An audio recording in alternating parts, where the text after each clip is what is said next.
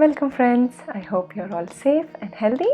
Here in Washington, we have welcomed fall, saying goodbye to a beautiful summer season. We are so grateful for the land that we got to work on this summer. As first-time gardeners, we enjoyed learning to grow plants and care for creation in new important ways, I must say. God blessed us with a wonderful harvest. And the most exciting part of this journey was having our toddler Ava start building her gardening experience. So this fall and winter, I hope to take care of my garden's biggest hero, our soil. And for this, I will be using cover crops. So we will learn more about this. So in this video, I will show you how we cleaned up our summer garden and prepared the soil and planted cover crops. So let's get started. We're going to start with this section of our front yard, which has a lot of summer crops that we had planted. We're going to remove the fronds, remove the plants, and clean up that area and prepare it ready for cover crops. Friends, as you can see, I have cut the plants at the base so as to leave the root system intact in the soil. This is how nature works, right? By leaving the roots to decompose naturally in the soil over the winter. There are two major benefits. One, we leave the beneficial microbes and living organisms that live in and around the roots undisturbed.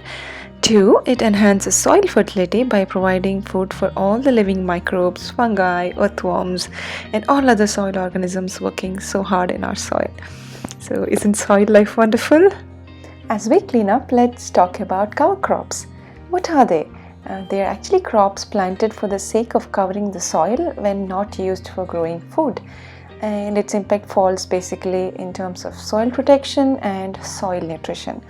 So though cover crops are predominantly used in farming, it's being used in home gardens for its great benefits. And here I am trying it for the first time.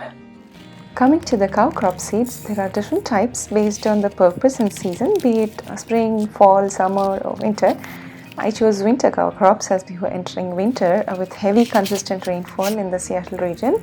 I chose triticale and winter rye as both these crops once established over winter, meaning they survive but stop growing in the winter and they start growing again in the spring. And I added mustard seeds to the blend so that I get a quick cover established before the weeds come up. As I was planting a little late in the fall, I knew they wouldn't survive the winter, but I hope they would decompose and add organic matter to my soil. As you can see, we added a weed barrier cloth on top of the seeds after sowing to give some extra warmth for seed germination, as well as protect the seeds from birds and from getting washed away in the rain.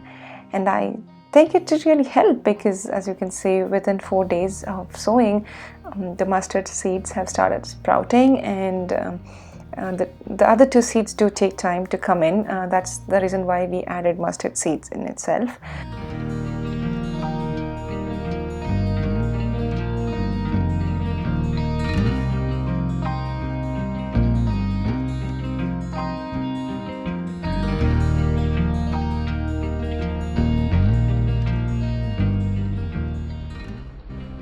Why cover crops for home gardens? Here are 7 reasons why. First, by reducing runoff topsoil, it helps protect the soil's nutrients and soil structure. Second, they trap several nutrients and minerals down in the soil as well as from manure and other fertilizers for the next crops to make use of. Third, they add organic matter to the soil as they grow and later as they decompose. Fourth, they suppress weeds. Fifth, they reduce soil compaction. Sixth, they are an excellent source of food for pollinators and bees. Seventh, they provide a natural habitat for several beneficial wildlife and insects.